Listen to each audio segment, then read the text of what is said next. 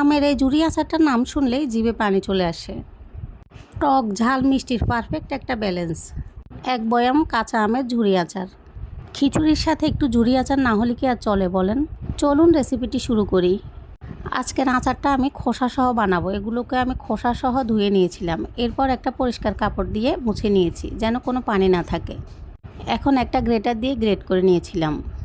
এবার দিয়ে দিব পরিমাণ মতো লবণ আর সামান্য হলুদের গুঁড়া। সব কিছু মিশিয়ে আমি 1 ঘন্টার মতো রেস্টে রাখবো। 1 ঘন্টা পরে হাত দিয়ে চেপে চেপে পানি সরিয়ে নিব। এবার একটা জালির মধ্যে একটু ছড়িয়ে ফ্যানের নিচে রাখবো। এখন মশলাটা রেডি করে নিব। প্যানে দিয়ে দিলাম কয়েকটা শুকনো মরিচ, আস্ত ধনিয়া আর মৌরি। এবার এগুলোকে হালকা একটু ভেজে নিব। এবার দিয়ে দিব আস্ত পাঁচফোড়ন। আবারও একটু করে ভেজে নিব। সব শেষে দিয়ে দিব আস্ত সরিষা। প্রথমে সরিষাটা দিলে কি হতো, বেশি ভাজা হয়ে গেলে তিতা হয়ে যেত।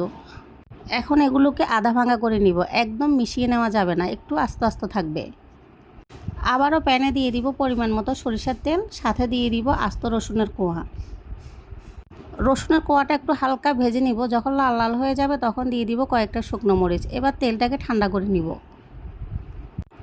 এবার আচারের মধ্যে দিয়ে দিব পরিমাণ মতো চিনি আর কয়েকটা কাঁচামরিচ কেটে দিব। টক ঝাল মিষ্টি সব কিছু আপনারা আপনাদের পছন্দ অনুযায়ী দিতে পারেন। এবার দিয়ে দিব আমি 2টো বোম্বাই মরিচ। এখানে কিন্তু তেমন একটা ঝাল হবে না, দেখতে যদিও মনে হয় ঝাল হবে। এবার রেডি করে রাখা মশলা দিয়ে দিব, সাথে দিয়ে দিব ভিনেগার।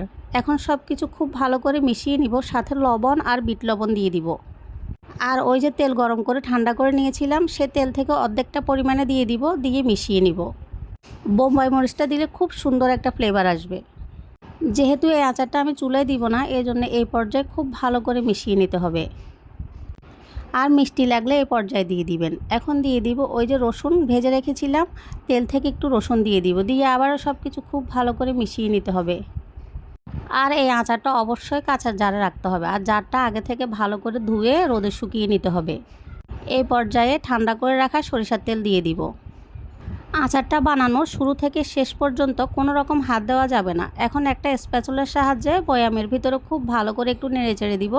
উপরে আবারও একটু মশলা ছিটিয়ে দিব। কেমন লাগলো আপনাদের এই আচারের রেসিপিটা জানাবেন। ধন্যবাদ সবাইকে।